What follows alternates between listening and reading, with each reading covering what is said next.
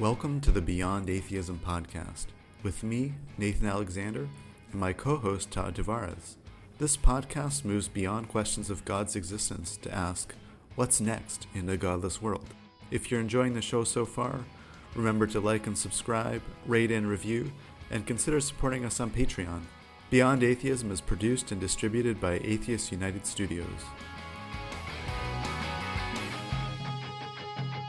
The Beyond Atheism podcast has often discussed how non-religious people organize and how these organizations function. Today, we're talking about one that has been highly successful in both numbers and impact. With over 100,000 members, the Norwegian Humanist Association is one of the largest secular humanist organizations in the world. It's also large in terms of influence in shaping a more secular society. Joining us today to explain how this came to be is Christian Lomsdalen. Christian is the president of the Norwegian Humanist Association. He's also a PhD candidate in the study of religions at the University of Bergen, as well as a high school teacher. Christian, welcome to Beyond Atheism. Thank you very much for having me here. That's great. I'm glad you can join us, and I hope I didn't butcher your last name too much. Absolutely, it was okay.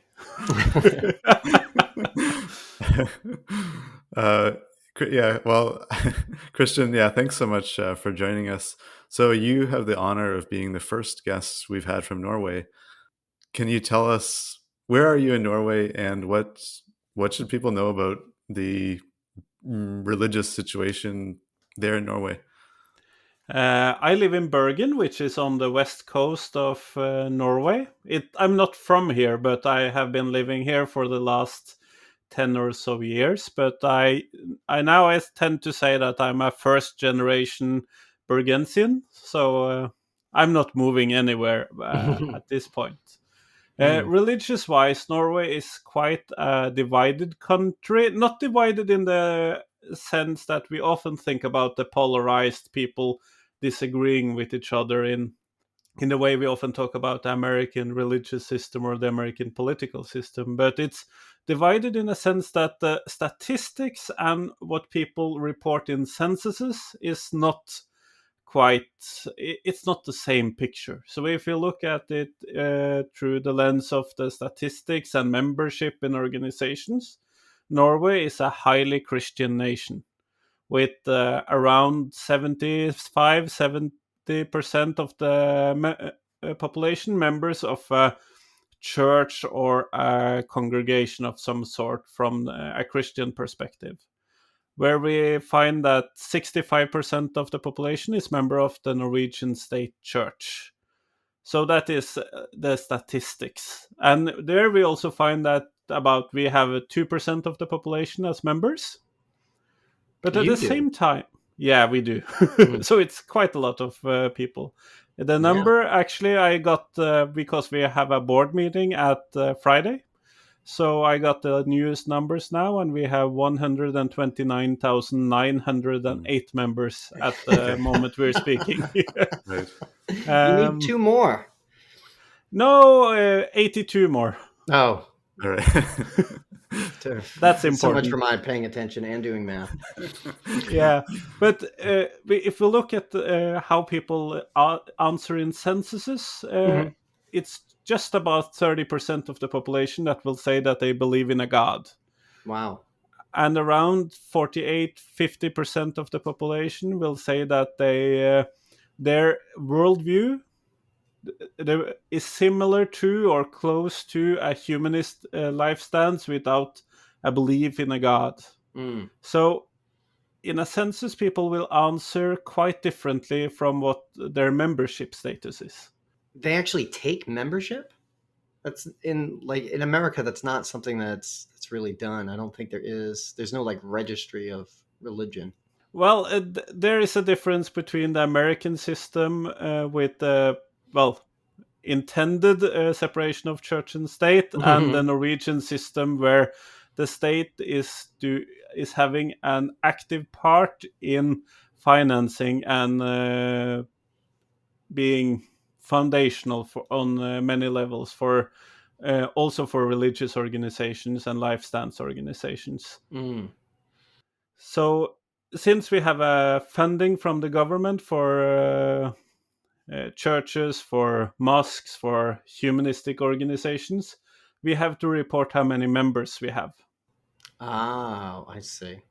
So your funding is directly dependent on how many people you have, even for Yes, the it is. humanists. Or that is the easy explanation, but yes. The state says that each member in our organization is worth this amount of money, Mhm. and then they calculate how much money that is. Mm. But at the same time, this number, how they derive on this number, is by taking all the money they give to the Norwegian state church, removing some parts of this money that goes to funding renovations on really old churches, Mm. and then dividing it on how many members the Norwegian state church has, and so they Mm. find how much the rest of us is worth. I see. That's pretty convoluted. So you would make more money if they had fewer members. Yes, we will. Wow. And every year they lose a percentage point or more in their Mm. membership basis, but they get more money from the state. Mm-hmm. So Oh, right, those right. members are Which, constantly worth more money. yeah, so this is good for the rest of us and for the organizations and churches outside of the Norwegian state church. But this way to do the financing is not. The system will break down in a couple of years when there's too few members in the Norwegian state church, and the value of members in other congregations, churches, and life stance organizations will be too much. So this system is not it's not a good basis for a future system. No. In the US, I think in North America, churches have developed kind of an opposite system where they figure out the price of a soul, which I think is how they describe it, where it's like it's the recruiting fee, right? Like how much do you need to pay for each person for it to be worth it? But so it looks very, very different there. Were you a member of the state church growing up, or have you always been humanist? No, I started out being a Christian. So were a part of my local congregation in a Norwegian state church. In more or less, I went a couple of times a year, so not an active member, but I Mm-hmm. were part of it. And I chose to be baptized, and I chose to be confirmed. Wow. And afterwards, I realized that I did not have a faith in the supernatural part of the religion. But I really like the stories, though. Okay, right. Uh, So what led you to leave or to realize you no longer believed? it was a slow realization. So it wasn't any particular happening, which makes it difficult to say that it was a turning point on or of some kind. But I have always been interested in religion, so reading the Bible, reading the Quran, and so on. So Wow. I Yeah. probably was a part of it. Yeah. And it sounds Yes, like right. you still like the stories. Is Oh, it I really do. Do you And have a my favorite favorite? is the ones about Joseph and Daniel, the two different story sets, of course. But that is my favorite story sets in the Bible. Wow. Do you often read it? How often do you go back to it? Not anymore. I used to do it a couple of times a year or something, but at the moment it has been more rarely. But Yeah. I do listen to podcasts about reading the Bible, which is quite interesting, where I often find like the points where I'm interested and thinking about it more than reading it. So it's uh, I thought about becoming a theologian, but I figured out it was too few work opportunities, so I Right. went into Yes. academia instead. Right. Oh man, Yeah. that's saying a Yeah. lot. Which is Yeah. yeah. Um, Maybe in Norway yeah. you get too few opportunities for that. But so how much did that lend itself to a connection to the Norwegian humanists? When you said, okay, like faith isn't for me anymore, but I still have this affinity for the stories. I still love reading about religion. I still love thinking about this stuff. Like, did that lead you to the humanists, or was there a different track away from religion that was than to the humanists? That was probably a different track altogether. I realized that I was an atheist and I wanted to become a teacher on the confirmation part, since I'm educated a teacher and I'm interested in religion, and I figuring out that I'm an atheist, I wanted to become a part of the confirmation teaching for the humanist organization. And so I became a member of the Norwegian Humanist Association. And that is also because I like to be a part of groups and I like to be a member of organizations that I agree with. So it felt natural to become a member and then become a confirmation Right. teacher. Right. And then, like, so when did you join, and then how did you become the president? Yeah. Actually, I joined in 2012. So I have been a member for a little over 10 years now, and I've been the confirmation teacher for most of that time. So that has been quite rewarding and quite fruitful. And becoming the president, well, I have been writing a lot of I think it's called op-eds in the American Mhm. newspapers, Yeah. about topics that are important in the Norwegian humanist setting: religion and schools, separation of church and state, and so on. And been working with creating debates, creating lectures, and so on in my hometown. I've been working through that, and well, somebody thought that I had potential, and they included me in the national board. And now each period in the board runs for 2 years. So now, 3 periods later, I ended up being the president. Wow. So I'm very thankful and humble for the confidence that people have put in me through Wow. that. It's this sounds like a pretty impressive organization. Like already we've heard like there's you're the president, there's a board, there's confirmation classes. It's not just a social gathering, is it? What is the or maybe we should start back in the beginning. It was founded in 1956. At the And time, this is quite fun though, whoa, because which part? uh, the organization started in 1956. That is Mhm. correct. Yeah. But they had already been doing the confirmation classes since 1951. How does that work? How do you do it before you're They started a separate organization that was called the Association for Civic Confirmations, which were doing the confirmation since 1951. And then the same people, more or less the same people, found out that they wanted other humanist ceremonies, rituals, and organizations. So they started the Norwegian Humanist Association, so and then incorporated the confirmations into this. they have these rituals first and build an organization around it. It sort of Yeah. leads to that creation. So tell us about the confirmation process. What is this? I mean, you're the instructor, so Yeah. you know it best. This is yes. And I want to let you know why the confirmations was important first, because that is this must sound strange if you're not from Northern Europe, where confirmations is a rather big part of the culture, or has been a big part of the culture. Because until 1912, it was obligatory for Norwegian citizens to be confirmed in the Norwegian state church.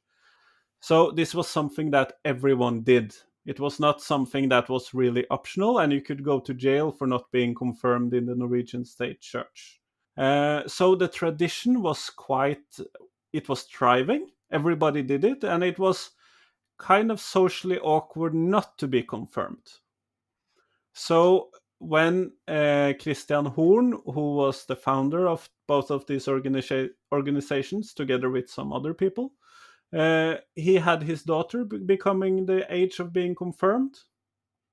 And he said that if it doesn't exist an alternative when you are going to have your confirmation, I will create the alternative.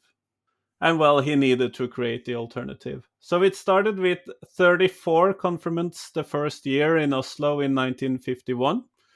And now we have about 14,000 or maybe 15,000 confirmants this year. Wow. Wow. Wow. Wow. And so, what exactly?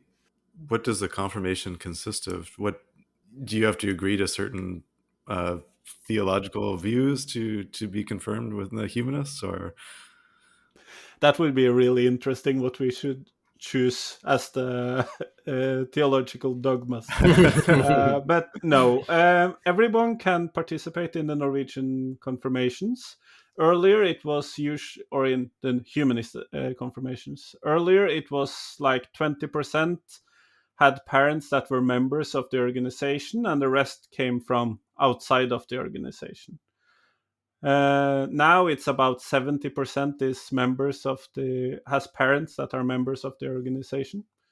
But it consists of classes for about 20, 22, 25 hours. And some does this like intensive during 3 days or 4 days. Some does this 2 hours every week for 11, 12 weeks. And some does this during a holiday and goes to a camp. So it's different ways to do it. And everyone has to learn about humanism as a life stance. They have to do talks about human rights, about identity, about ethics, and critical thinking. That was the last one. And the rest of the topics is up to the confirmation instructor. So I have been choosing topics for my confirmants for quite a number of years. So that varies a lot what the rest of the topics are. And then there is a huge ceremony, which is which is the important thing for especially for the parents and for the grandparents. But for me, as a confirmant teacher and as the president of the Humanist Association, I think really the courses is the interesting part of this. That what they learn, what they reflect about, making them reflect about things. It's not, we don't really choose what they land on what decisions they make and what positions they take after their classes. But it's important for us that they reflect on things and that they start to reflect and that they start to incorporate ethical thinking into their thinking. But they might land on something completely different than the organization, and they don't need to comply to a certain worldview to be a part of this. That is very important to us. Right. It's not very dogmatic or doctrinaire. No, we it's much are more loose fitting. anti-dogmatic. right? Yeah. Right. But Yeah. this has can't been be really important excommunicated. for us. No, absolutely not. We don't actually have a paragraph in our bylaws to exclude anyone.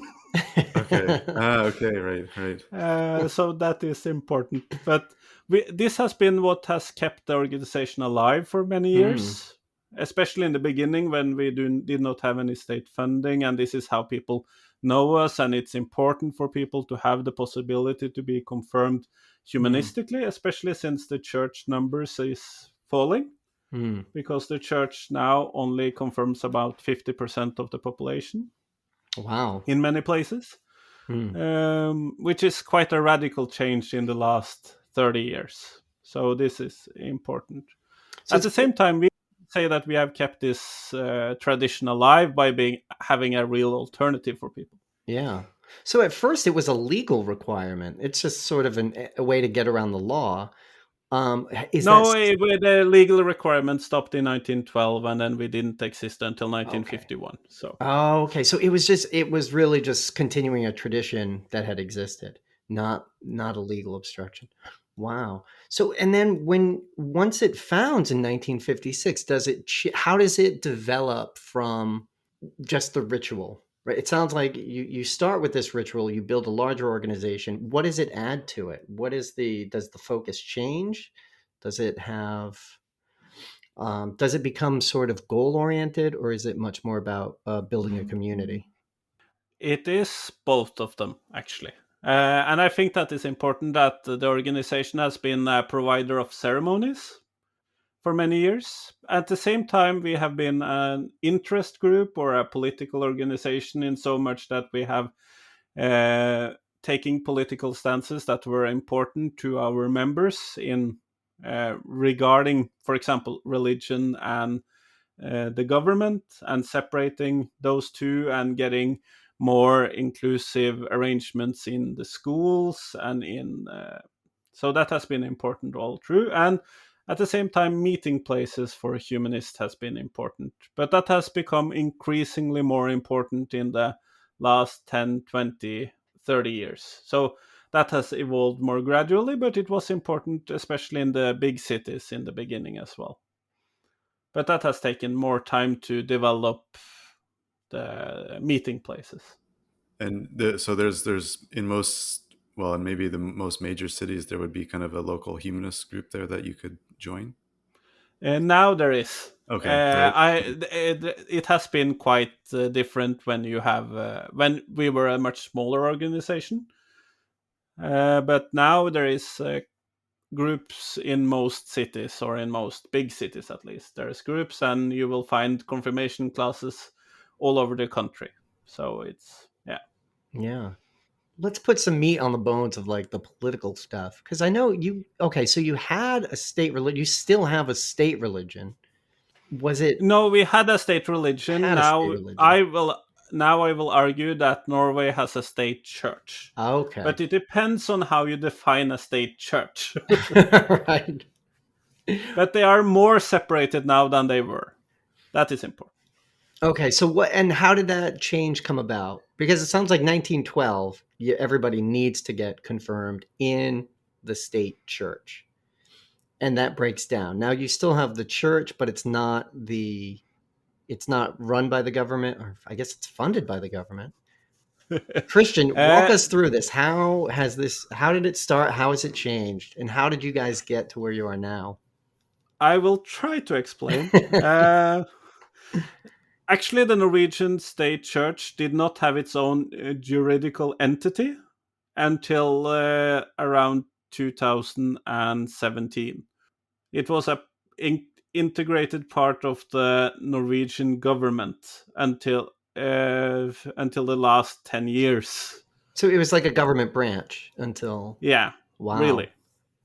So for example, in 1969, the Norwegian schools stopped being the faith teaching for the Norwegian state church. So that was something that we worked on and have been working on afterwards, how the Norwegian school system should teach religion. Should they teach just Christianity? Should they teach Christianity from an inside perspective, from a faith perspective, or should they teach it from an outside perspective?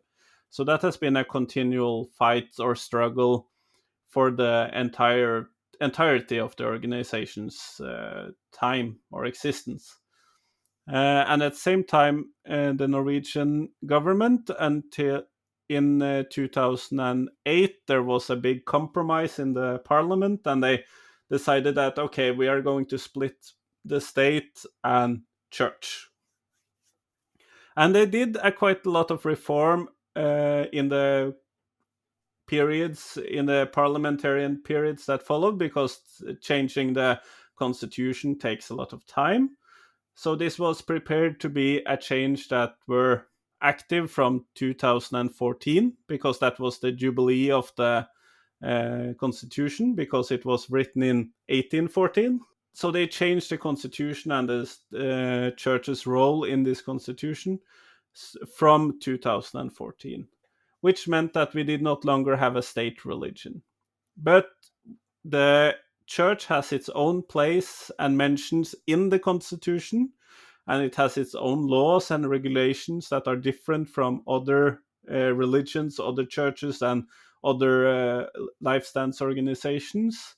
And they have less freedom to choose their own way or own path than the rest of us. So I still claim that from a political science point of view, we still have a state church, but it has more freedom and is more separated than before. So we are on the track to coming to a separation. But at the same time, the municipalities and the church, they are quite connected still. Really? Yeah. Because the connectedness in the Norwegian municipalities is quite large. Does the church have much power over citizens now? Are they able to impose laws? Are they able to sort of dictate what people need to do? No, not really. So it's a waning state church. Right. Wow. But they have influence, and they will be asked to come on debates, come on to participate in hearings, and they will be listened to a larger degree than the other churches and the other life stance organizations and the other religions. So they're still kind of like they're an important either like stakeholder, or we might call them like a political agent, even though they don't necessarily have direct control over government and They law. they have no control in a juridical way over law, but they have influence. So they're Yeah. a stakeholder and an agent. Yes. Yeah. All right. Can see that. And what role did the Norwegian Humanists play in lessening that? Were you guys very active in creating this constitutional change? We have been a big part of this discussion, and we have been a part of dialogue forums and been a part of the political hearings and been vocal about how we see that the governments should be working with religions and life stance organizations. So we have been a vocal part of this, but uh, we cannot either be like influencing, say that something has to change and then it will change, but the organization and the volunteers in the organizations and the employees of the organization has been working tirelessly for, well, soon to be 70 years to Yeah. create change and to influence change, and sometimes being part of the majority, sometimes being part of the minority in different areas, sometimes being ahead of the curve, sometimes running and trying to catch up with the curve if something changes.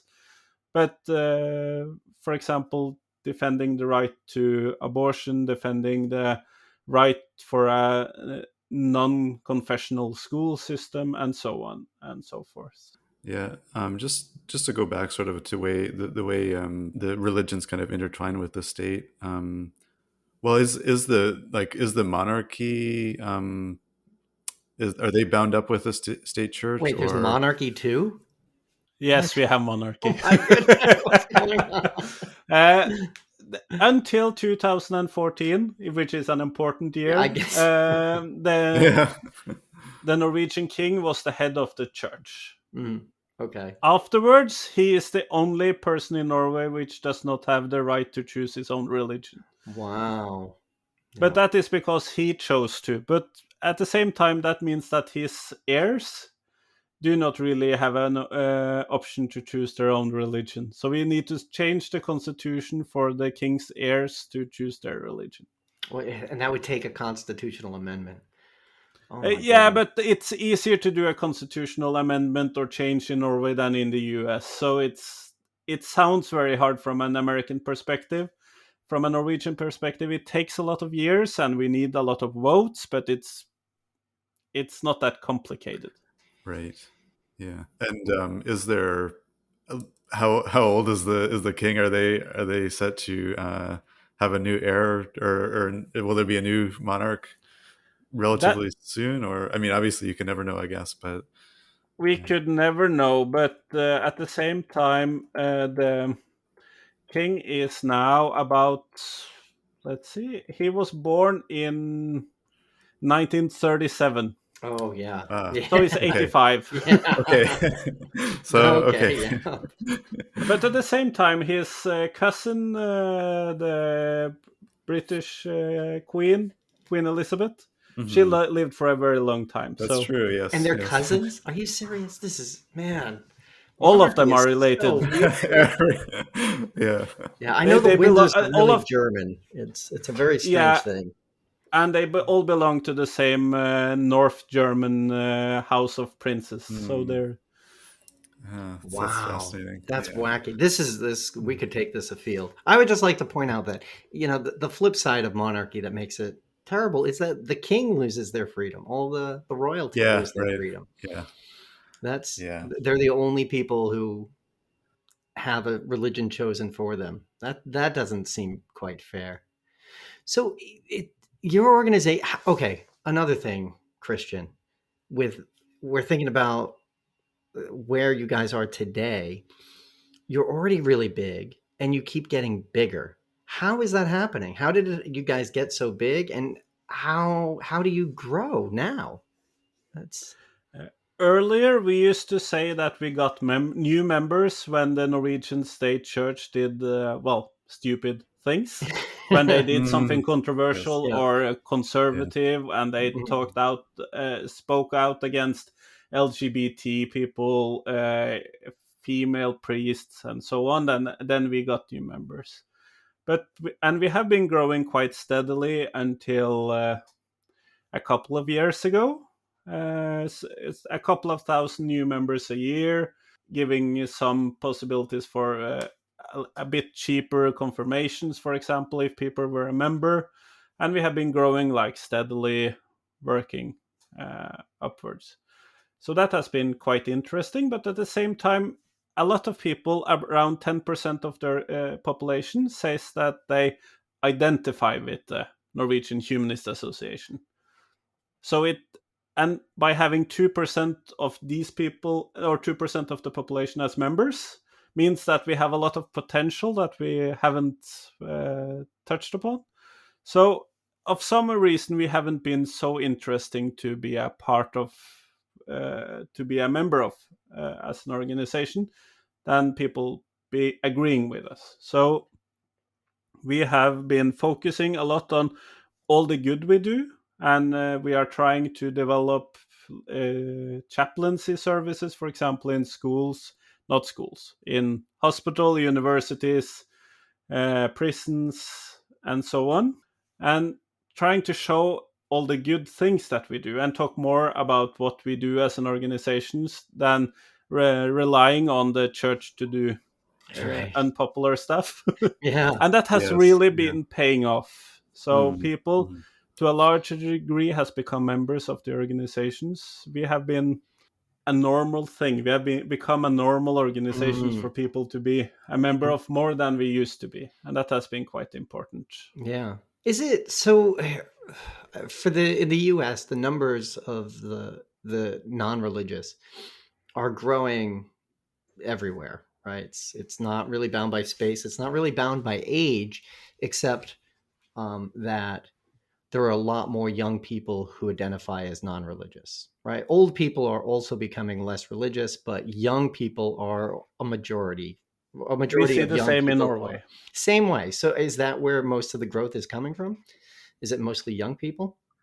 I think that the growth in the years where we were growing steadily but slowly, it was the general trend that it had to do with the generational shift. So we were growing with a little bit every year, and people were more inclined to become a members in their 30s, 40s, 50s, when they had children that went to school, and they saw the troubles they had with religion in schools and so on. But at the becoming more available as an organization, and we have been attracting more members that were younger than we used to. So now they are in the end of their 20s and the beginning of their 30s, and of course in their 40s when they have children going to confirmations. Of course, of course. And you talked all you just mentioned that like you're focusing on all of the things that you do. What tell us what's your the sales pitch? What are all the things that you do? And I mean like and man, because we know about the confirmation. What are the And other the things you do? confirmations are really Yes. important as a part of this, because the ceremonies, people, uh, a lot of people need the traditional ceremonies and rituals, and the rites de passage that we do throughout our lives, and that is important for most people. And that is the same for me. I make a tradition of everything, so I want Mhm. to ev- every year I want to do the same things for Christmas, Mm, and I want to do the same things for our national holidays, and I want to eat certain kind of meals on the specific time of year. So people are traditionalistic right. creatures. Yeah. So and to have the possibility to have the confirmations and have the name giving ceremonies, and to have their wedding as a humanist Mm. ceremony instead of something they don't believe in, Hmm. and that can be quite difficult when older traditions tells you have to get married in a church, Yeah. which was the normal way to do it in Norway Mm. until quite recently. And you would have to stand up there and lie about something, and then because they ask you a Yeah. question, do you say yes to this in front of this deity? And that, at least for my part, that is quite difficult to do.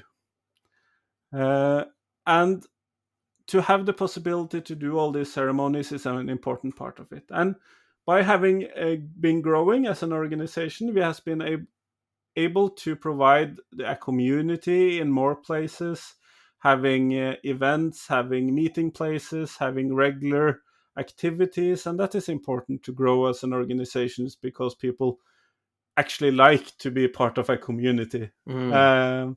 And that is my favorite thing about church, really, that you meet somebody every Sunday. Yeah. And then you eat cake and you drink coffee, and it's really low effort participation. Hmm. Yeah. And do you have something similar to, like, to Humanists? Is your organization? Do you have kind of weekly events that are almost like church meetings, or no, Not not like quite? church Okay. meetings, Uh-huh. But but in the same way of sort of a regular once a week s- kind of thing, or some places in Norway we have like they have like a weekly humanist cafe where they meet up at a cafe, and then they talk to the people that shows up, and then they drink coffee and they connect and they create this bond that is important for the community. Other places they have different activities on a more or less regular basis. And in the part of Norway where I live, we have weekly bridge nights and chess clubs meetings, and we have a group of seniors that meet, and then so different activities that happens every week, but maybe not activities that are like a church or a open space to meet up. But I want us to become better at creating this community of spaces also outside of the big towns, because I think that is important. But at the same time, most people do live in a big town. Yeah, yeah, that's how it goes. That's where the people are. But this is an incredible balance between sort of this social organization, right? We can get together and play chess. We can get together and have rituals, and one that's active in education and politics. And you also mentioned chaplains. How does that work? We are trying to develop a system or an standard for having chaplains in the Norwegian, in the institutions, for example in the defense, uh, because traditionally it has just been priests that has been doing this, priests in the Norwegian state church. All the hospital priests, all the hospital chaplains were priests, all the defense chaplains were priests, all the prison chaplains were priests, and all the university chaplains were priests. And in a community that's supposed to be pluralistic, that is supposed to be open to different religions and worldview, and where the statistics are changing, and where people are reporting that they have different uh, quantities of worldviews represented in the population. This cannot just stay the same with just the Norwegian church having the possibility to have these positions in these institutions. So we have been working to find out what is a humanist chaplain, where we have been learning, for example, from our Dutch and Belgium neighbors, because they have had this for quite a number of years. And we're trying to figure out what should they do, how should they proceed things, should we be in the army, should we not. There are ethical considerations about being in the army that are not present because we should be in the prisons.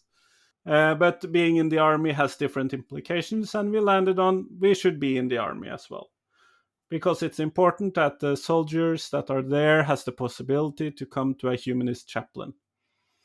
So at the moment, we have two army chaplains that are humanists, and there's about I'm not sure about the number, but around 50 Christian army chaplains. Wow. Right, Well, how long did that right. take to get 2 humanist chaplains into the army?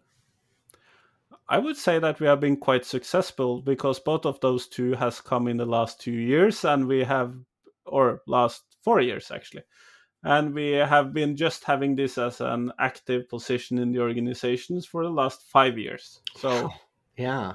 well, quite fast and not fast enough is the same Yeah. thing. And we have 2 humanist chaplains in hospitals across Norway, with more or less the same number of Christian chaplains in the same institutions Mm.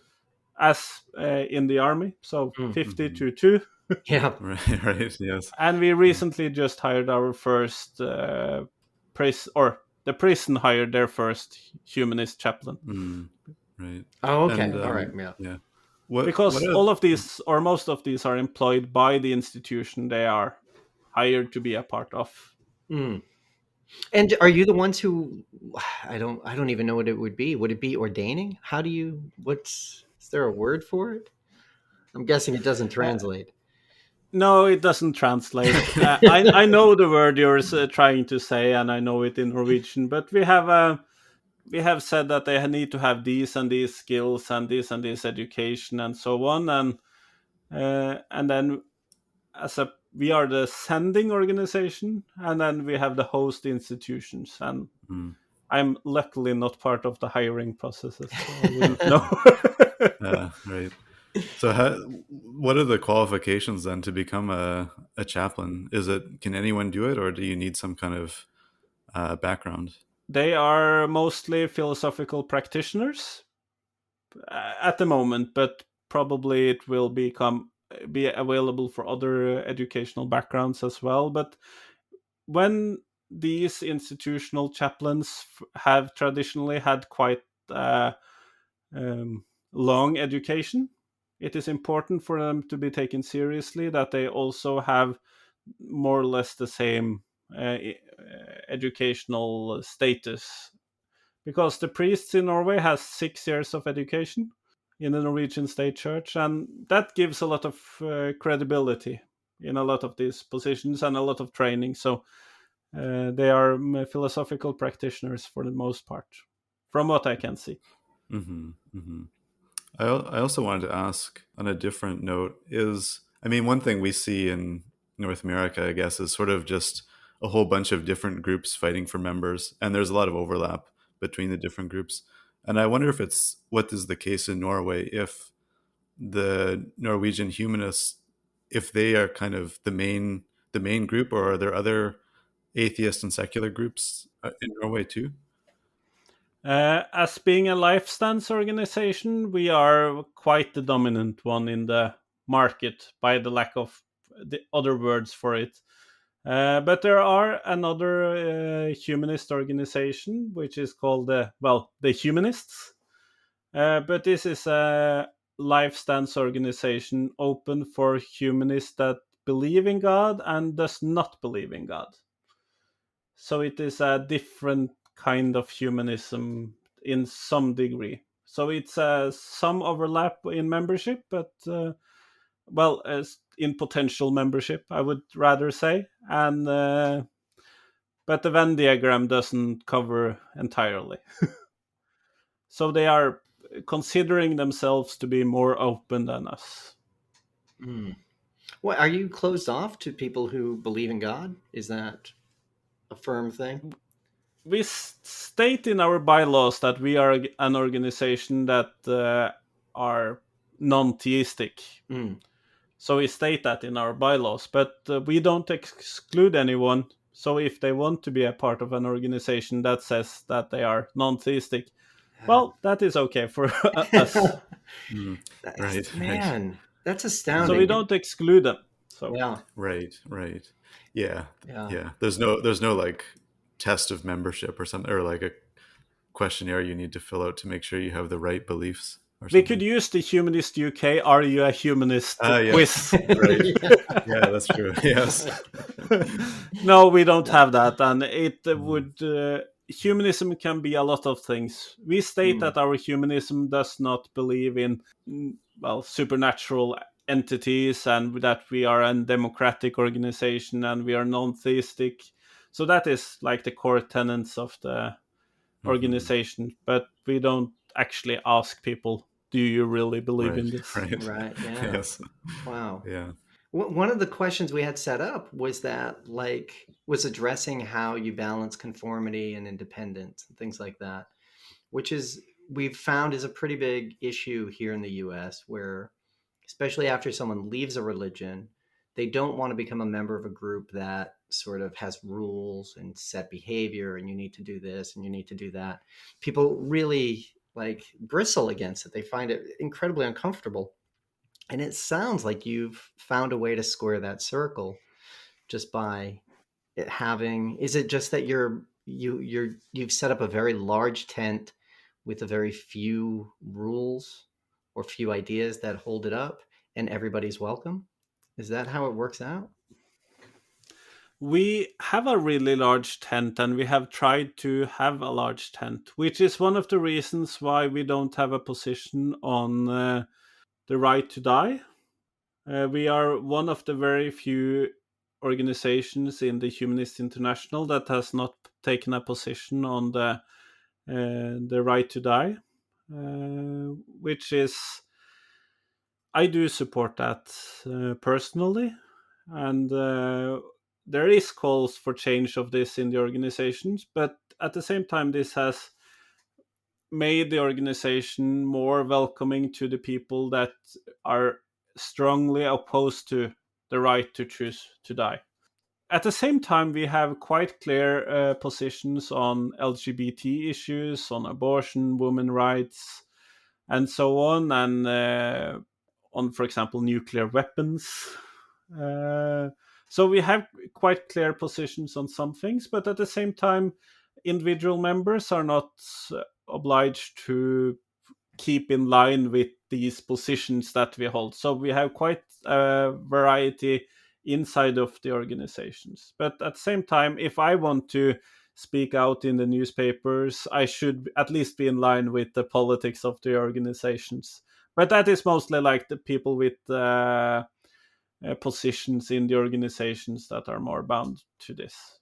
And of course, this is a democracy, and my boards can vote to change the policies that we have as an organization at any given time. So, but normally we're quite consistent on the positions. For example, we do not want a religion to have a favored position in the Norwegian school system, for example.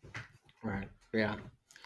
That's, man. Which makes the job easier for me to keep remembering our positions. Right. Yeah. Right. Yes. Yeah. Yeah. How big Yeah. is the leadership group in the humanists, in your humanist group, the Norwegian Humanists? Well, there's one president. Right. Yes. No, I have one vice president, and the leadership group is a trio, and the board is 8 or 9 people. And then we have it's called the national board, which is the central board plus all the regional presidents. So we are 24 people in total in the national board, which is meeting on Friday. So we have a more lenient and a smaller and more lean board, which does the day-to-day business, or more often business, and we have the national board, which meets 4 times a year, which is the larger entity between the general assemblies. And what happens at the local level?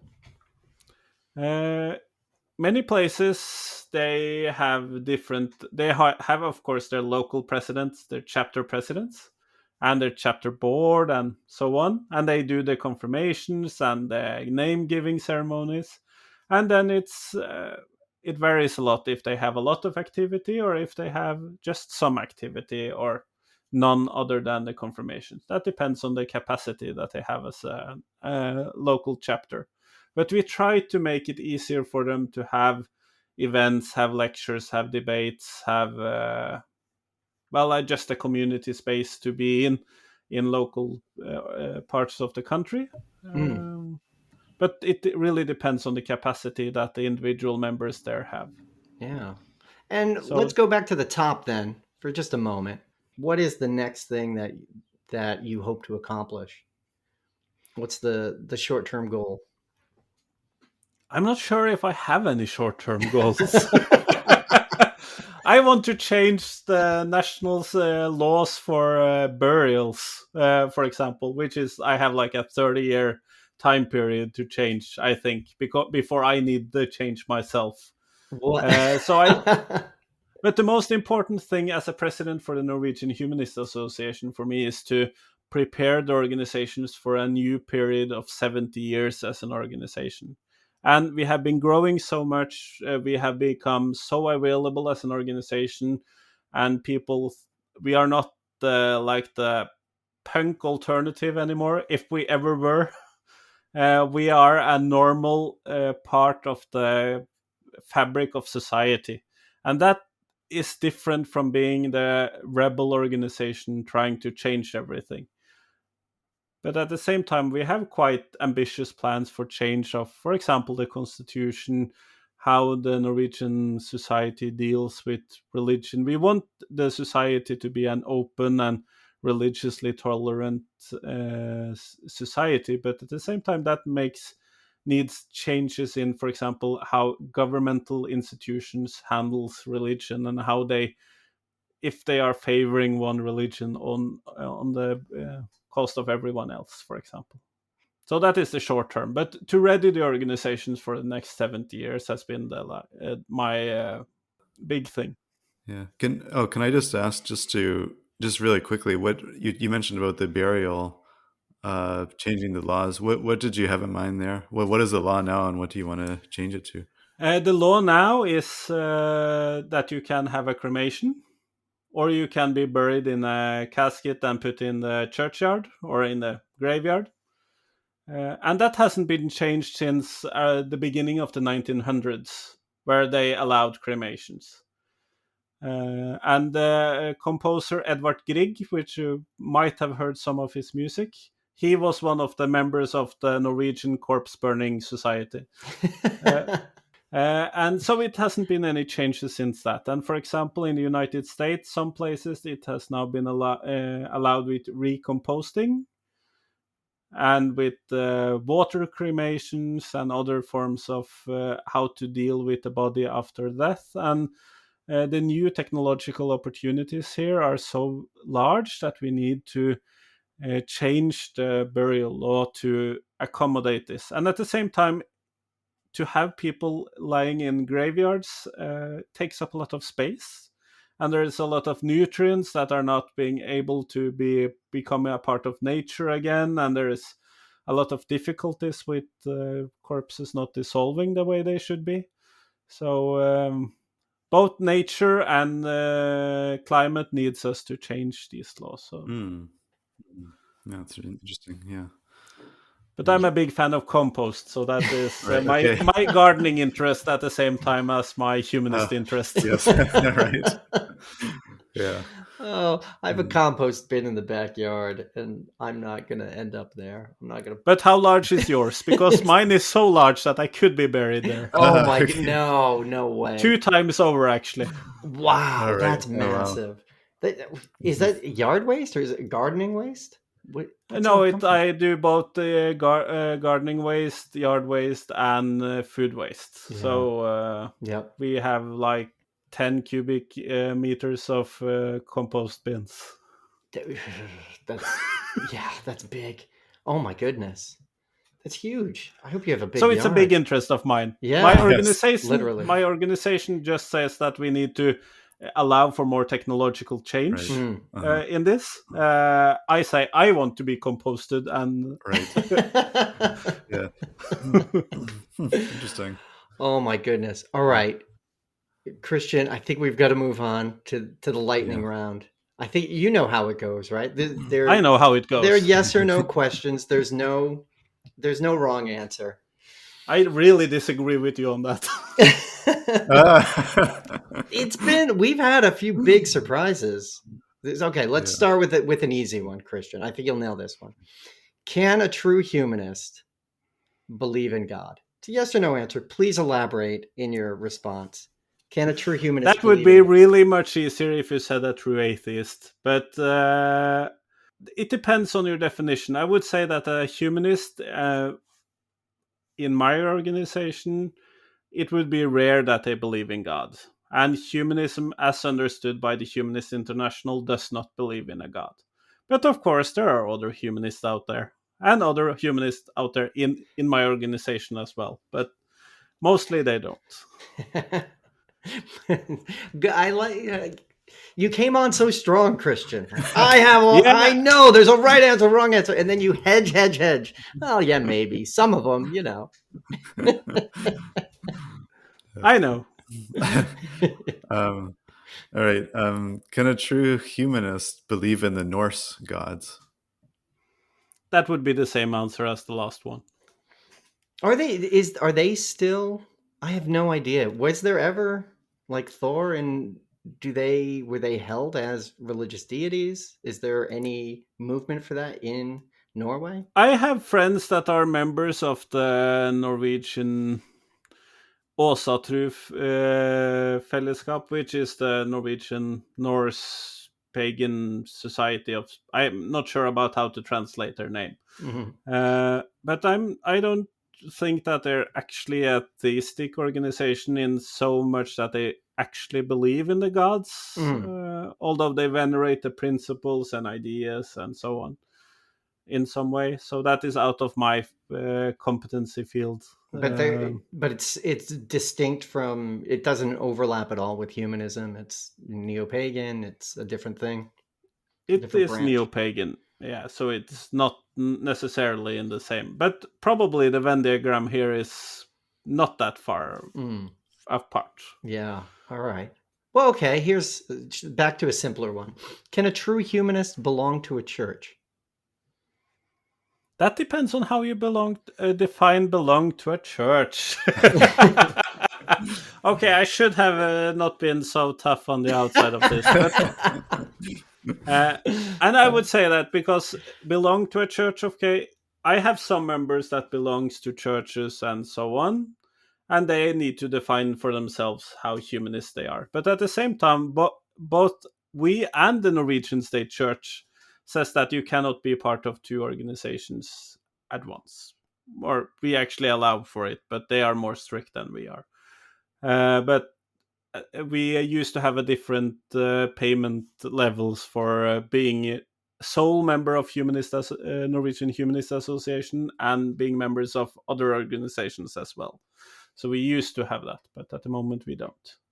But at the same time, in practice, I belong to a church when we talk about it together with my wife, for example, because she belongs to a church and I go to that church and I participate in their meetings in some capacity. And then, well, from an American perspective, I would probably belong to that church. But from a Norwegian one, we tend to be think about the membership. Right. Yeah. Can a true humanist speak out against government policies while taking government money? Ooh. Yes. And I do it all the time. Okay. No, but at the same time, as being a teacher, being a PhD candidate, all of my income comes from government money. That's and true, of right. course, as the organization, a lot of the money that the organization has comes from the government. So yes, we can absolutely talk out against the government and still receive money from the government. Very nice. Okay, next one. Can a true humanist oppose a welfare state? From a Norwegian perspective, that is quite difficult to imagine. But it is probably more difficult for a Norwegian humanist than for a humanist from other countries. Right. But that has something to do with my cultural upbringing and belonging to such a system. And really do think that it's more difficult for more people outside of welfare state than inside a welfare state. Yeah. Is that So I something think that's kind of baked into Norwegian humanists? Is it sort of part of the fabric? It's sort of the like. Do you feel it's part of something that's distinctly Norwegian humanism? I don't think it's Norwegian humanism. I just don't. I just think it's Norwegians. Oh yeah, Okay. okay. Right. There's Yes. there's not that many Norwegians that talk out against the welfare state as a percentage of the population. So it's just a few Norwegians in total. Right. Right. Okay. Can a true humanist name their children with religious names like Christian? Yes, and I have met several. No, but we have more biblical names than that, and they are normal names in the fabric of society. But of course, the local bishop, he's a good friend of mine. He's retiring now, but he's always making a joke about my name when I see him, and he really does think that's wonderful and clever. But talking to an American audience, talking to Americans, British people, of course, it's always a part of the amusement to say my name. Yeah. Yes. It is ironic. It's Especially since I'm used to introduce myself to say that I am Christian and not Yes. my name is Christian. Right. Yes. I like it. Okay, Christian, can a true humanist celebrate Yule? Most humanists do celebrate Yule. Oh, that's fantastic. And I have a lot of members that would claim that the Norwegian or the church has stolen Yule. At least they appropriated the name, and then we could discuss what parts of the Yule that is distinctly Christian and what part that is distinctly non-Christian. But for most Norwegians, we see that what is important about the Yule is not the religious aspects of it, but meeting family, eating good food, giving presents. That's what's important about Yule. Yeah. Do the Norwegian humanists have lots of celebrations like that? Do you guys mark holidays? No, not really. We have like the Facebook pages, and I send out some Christmas cards to members, and I made a video last year and saying Happy Jule and things like that, but not a big celebration. But at the same time, in Tromsø, which is in the north of Norway, they have an alternative Christmas celebration for people that does not, for example, have families, or if they're students far from home. Or if they are poor, they can become a part of this Christmas celebration. So they are creating such an event. And many places we celebrate the winter solstice, 21st of December, by giving out, making waffles or having buns and cocoa or something, or having a meetup with the local humanist choir. We have 8 humanist or 7 humanist choirs. You guys, Christian, you keep mentioning more and more amazing things. This is such a deep well. Man. But that is a part of the celebrations in connection with the Jule and such celebrations. And the important thing here is traditions and making a ritual, making the day extra special. That is important for people. Can a true humanist believe in magic? That would be a supernatural agent or entity or something. So I would refer back to my first question about atheists. But of course there is. Yeah. But I guess there's quite few of them. And finally, Christian, can a true humanist support monarchy? Oh. Did we stump you? Is this? Yes, you did. No, the organization has no position on monarchy or republic. We have members that are Republicans, and we have members that are royalists. But I would guess that we have a larger percentage of Republicans than um, the population at large. But that is more or less, I guess, because we don't ask about that very often. But we don't have a clear position on the monarchy. But we do say that they should have religious freedom. Yeah. That's a good place. That is more important than having a king or not having a king. Mm, The king should at least have religious freedom. absolutely. But at the same time, the principle behind the monarchy, with somebody inheriting the position, is quite difficult from a humanist position, at least. Mm-hmm. Mm-hmm. Yeah. Yes. There's that equivocation. Yeah. Christian, this has been fantastic. Yeah. Nathan, is there more? Do you have more you want to ask? Sorry to. Maybe we can save this for the bonus. But I was going to ask if there were any ones, from previous episodes. You mentioned you disagreed with some. Maybe why don't we stick that in the bonus section? If you can tell us if there was some you disagreed with, and then give your answer. But yeah, let's do that in the bonus as a incentive for people to listen to that one. Yeah. Well, Sounds thanks. Nice. Yeah. Thanks so much, Christian. Maybe you can just tell people where they can learn more about the Norwegian Humanists. If you want to learn more about the Norwegian Humanist, you can go to the webpage human.no, human.norway. That's an easy one to remember. Yeah. Fantastic, Christian. I've learned a lot. All right. That was Christian Lomsdalen from the Norwegian Humanist Association. Really interesting chatting with him. Todd, what did you take away from that conversation? Oh my God. Well, there's so much. It's such a rich vein. Like, it's the opposite of most of what we've been talking about before, right? Like, just going, when I think about like the things we've talked about with organization, it's beyond founding the group. It's, well, how do you retain membership, right? How do you grow the membership? How do you keep people there? And then talking about like, do we need magic? Do we need ritual? Do we need ceremonies? How do we build this culture around it? And I mean, one of the things that really stands out is for the Norwegians, they did everything backwards, right? Compared to what we've talked about. They didn't found a group and then try to incorporate rituals. They had a ritual and then they incorporated it and they made a group around it. That's pretty fascinating. That's a very, very different thing. Yeah.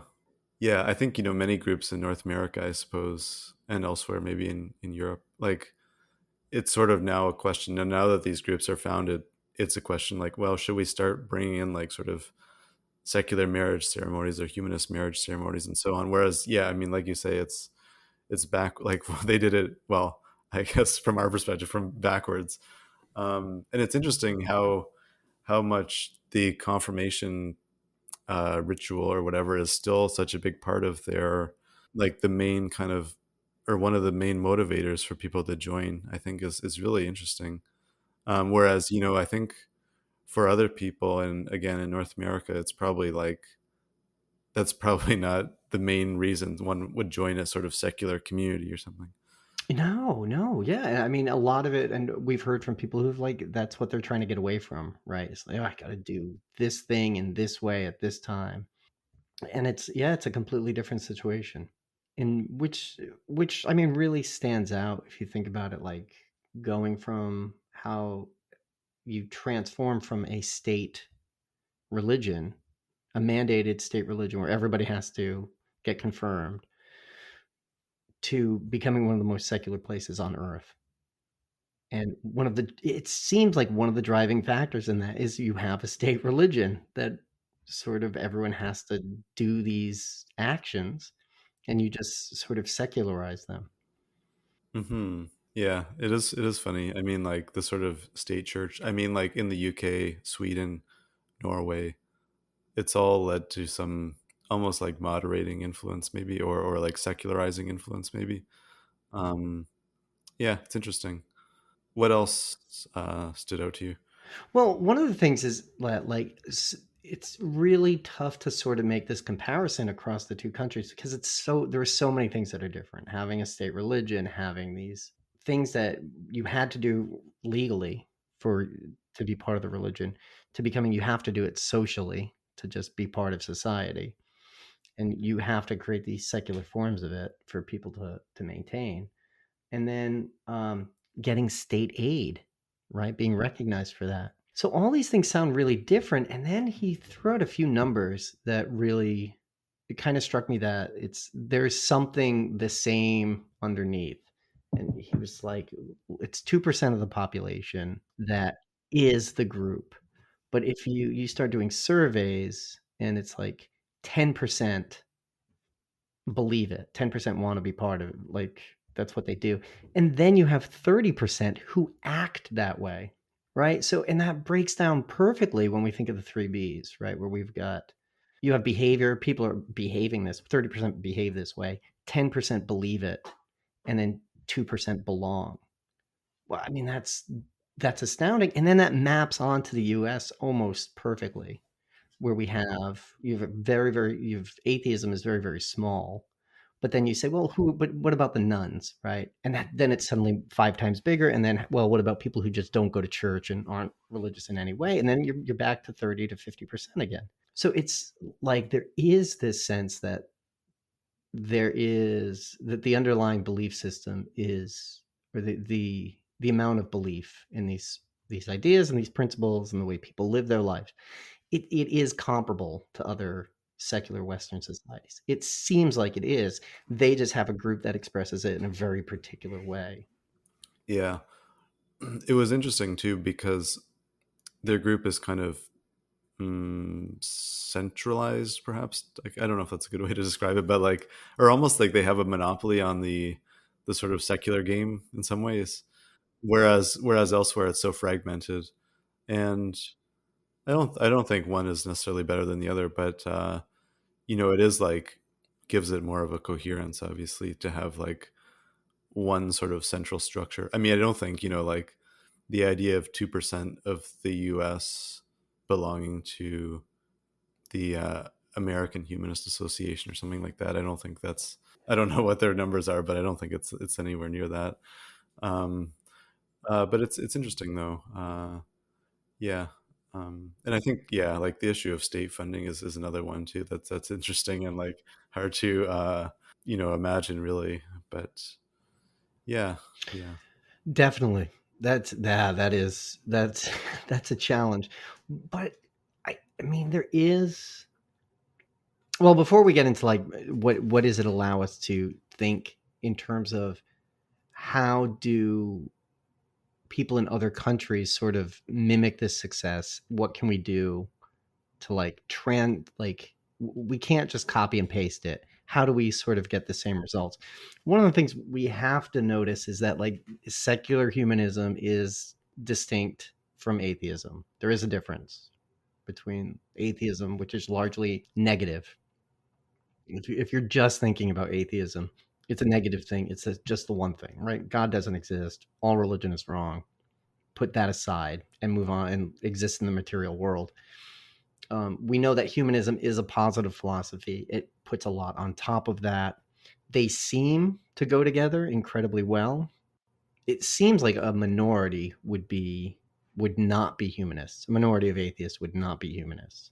It certainly seems that way, but it would also be, I think, a pretty vocal minority. We know it's not the same thing, but it's a branch of it. It's part of atheism. It's part of the atheist experience. When you start formalizing what it is you do believe, because you do have beliefs. Atheists believe things. Atheists have moral positions. You develop an ethos. You have a worldview. All of these things are inherent in the way you act and behave and conceptualize the world, whether you're aware of it or not. Most often it equates with humanism. So they're structured around a positive philosophy, and that's a very different organizing principle, which of course is what we've seen in a lot of the secular groups we talk to. It's not just Yeah. atheism. Right. Yeah. And I think he made the point that it's sort of a big tent philosophy. Like they do, it's not super dogmatic. Like he talked about the positions on assisted dying or something like that. But I it think is some of that may have interesting. been paywalled. Was that paywalled, that part? I don't There's only one way remember. to find out, really, Yes. people. We know Yeah. what you need to do. Yeah, but I think yeah, it's I think there's always that balance of like when you create an organization, like you need to have enough values to make it sort of coherent, but then whenever you do that, you're always bound to also turn off some people who are inevitably going to disagree. So, yeah, but it sounds like they've struck a pretty good balance. I mean, Yeah, obviously. I thought that would be something that would trip them up and be challenging and difficult and just weird. Like that idea of like, oh, how do you match group conformity, group solidarity with individual will? And it's like, well, yeah, you just let everybody do whatever they want. That's crazy. How the hell does this group function? It doesn't make sense. Imagine if you're playing sports and that's what the coach says. Oh yeah, just go out and do your own thing. We'll be Yeah. fine. Yeah. I guess it's like, yeah, that's sort of almost like maybe a way of thinking. I mean, I think, he was talking about like the confirmation process and the students more like reflecting on moral issues and so on rather than being like, here's what you should believe. Um, and I think that, yeah, that's maybe a good way to think about it. Yeah. Yeah, and I mean, I would have loved to have gotten into the weeds about that, about like their curriculum and what they're teaching and how they're teaching it. But it's enough to know, like, it's interesting to see that balance again between like the sort of the federated part. There seems to be like the board, what the president does and says, and how much they delegate to local groups. It's astounding that they've found that balance. Yeah. I mean, I guess, yeah, they've been at it for, over 50 or almost Yeah, 70 years, I guess. So, yeah, they're looking to celebrate um, their 70th and, anniversary. and probably there was, before then there was other traditions that helped to inform it too, I imagine. So yeah, it is. Yeah, it's definitely interesting, and I think there's stuff that can be learned from their experience. Yeah, and Well, it's definitely useful to take a look at groups that do it well and see what can be learned. And it is a fantastic example. I mean, they've grown 20% in the past year. That's astounding. Like that's incredible. So it's yeah, there's definitely something there. A lot of it is not reproducible. But if we dig into it and you think, well, okay, build it around a ritual. Let's start with that. What's something that people enjoy doing? What's something we like doing? And how do we go from there? How do we make sure we keep this part? There might be something to it, right? I mean, it does also remind me a bit of like what this how the Soviets went out, the Soviet atheists who were like intent on like we need to break religion's stronghold over our ceremonies and our rituals, and we need to establish an atheist marriage ceremony, and it worked, right? I mean, that's amazing. We have, I mean, like one thing I know that well, I guess the secular humanists have ceremonies, right? yeah, I think like most humanist groups have like humanist marriages and so on and funerals and stuff.